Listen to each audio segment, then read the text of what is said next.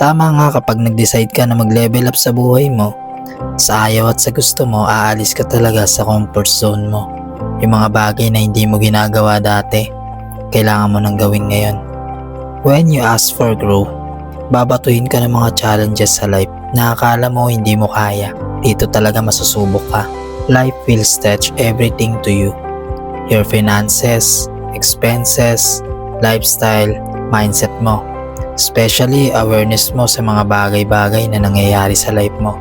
Hindi mo to matatakasan kapag gusto mo ng breakthrough, because the universe will see kung talaga bang deserving ka sa mga bagay na gusto mong makuha. Lahat ay may kapalit.